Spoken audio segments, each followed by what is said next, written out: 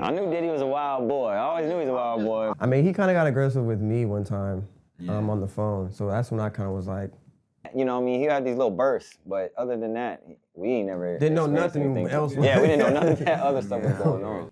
I'm just saying, I knew he was a wild boy. I just didn't know he was like. Yeah, everybody knew. You know, like he was always, you know, throwing parties. He was all, you know, here, there, like, you know, music, clothing, and also he was the CEO. So he was, you know, he was always all over the place. And there's traces of it, you know, on TV shows. He was on reality shows, so you can see traces. Looking back now, you can see the traces, which everybody, I'm sure, everybody is doing. I mean, he kind of got aggressive with me one time on the phone. So that's when I kind of was like.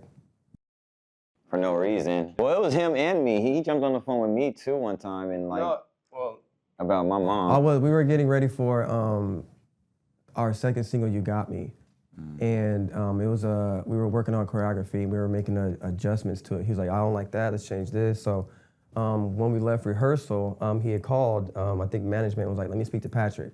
So I was on the phone talking with them. I'm like, "What's going on?" He's like, "How's it looking? Have you guys made the changes?" I'm like, "Yeah, we made the changes. It looks great. I feel like everything is pretty much good to go." And then he kind of just like switched out of nowhere and like started like raising his voice like, "No, it ain't better." Da-da-da-da. I'm just like, "You asked me though, and I'm telling you that it is like it's dope." But he just went off on a little. So I was like, okay, I'm gonna give it. I gave it back to management. I was like 14.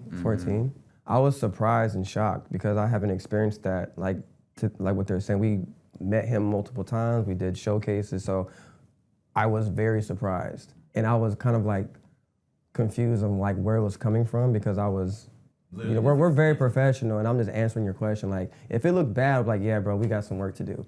But it looked good, so I was just expressing that. It looked good. I was expressing that, so I was like. He just didn't like the answer, I guess, and it set him off, you know? Yeah. I just had like an experience with him, like just kind of jumping on the phone with me, like, "Yo, Playboy," I guess I said something to my mom, or I don't know what it was. I can't remember quite clearly, but I know he got on the phone with me, was yelling at me about something me and my mom were talking about, which I don't even know how he even got the information of that.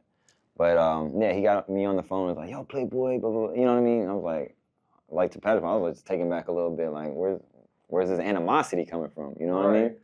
But so other than that, you know what I mean, he had these little bursts, but other than that, we ain't never experienced anything. Yeah, we didn't know none of that other stuff was going on. What went through your mind when you heard all the allegations about Diddy? I was shocked, I'm not gonna lie. I was shocked. I had no clue that Shenanigans. not even half of, I mean, like all that stuff that was going on, like, we didn't really see much of any of that stuff growing up, you know, around it. We were so busy just like, you know, doing what we were doing, so. Yeah. I was mainly. We saw like little hints and nodes of it, you know what I mean, of all that looking back. You mind elaborating more on that? Well, for me personally, like, I would just say, like, I don't know, it was like, there was this unforgivable part we went to, and it's like, it wasn't crazy, anything like illegal or anything going on, but you could definitely just tell, like, you know. Flamboyant.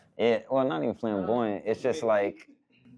To me, he was very like the way he would do his parties and stuff. I could just tell like the type of parties that with the unforgivable, it's like I can only imagine what it would be like if it was a step level. You know what I mean? I'll just leave it at that. For me to answer the question, it was a surprise because we never experienced that environment or that side of whatever is transpiring. But it's disheartening because we have a history with Bad Boy, and it was a very great team, and it was a very great time, so it's disheartening to see it. It's also disheartening for the victims. So I don't know how closely you guys are following the trial, but Cassie has testified for 2 days and now she's on cross-examination. And during those 2 days, she said some very graphic and gruesome things.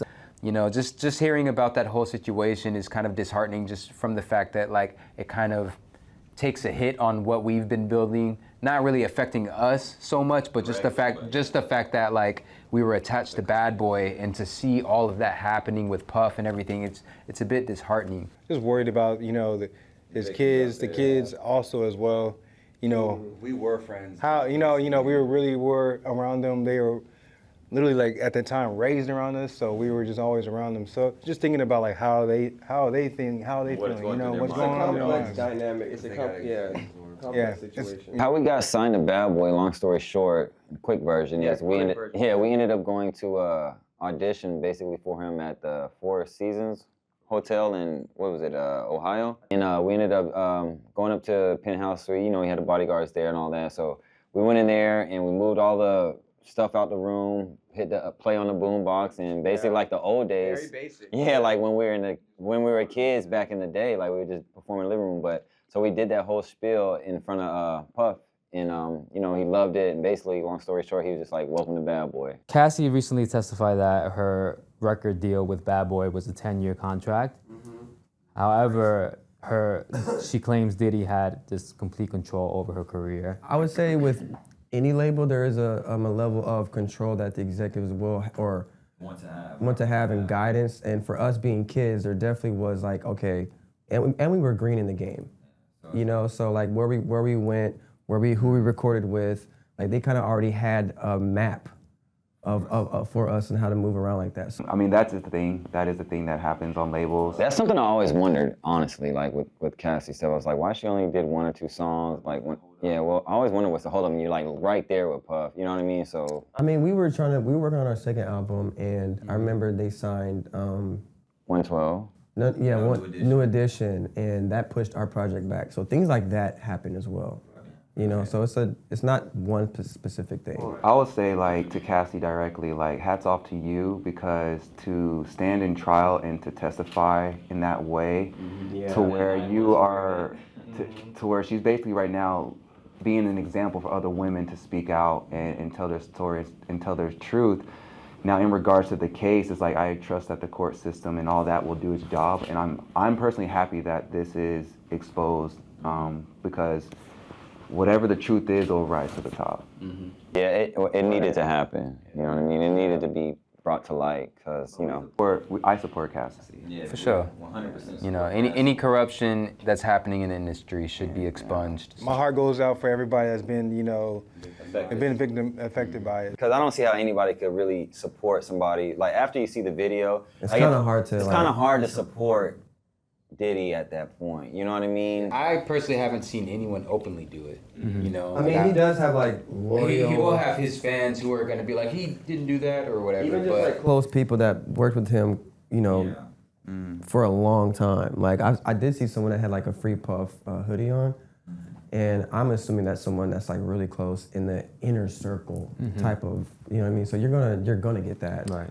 And there's actually one artist in particular that has shown the support to him, Kanye. Hey, Kanye says a lot of stuff all the time. It'll take a high-level psychologist to really understand where Kanye's coming from with that.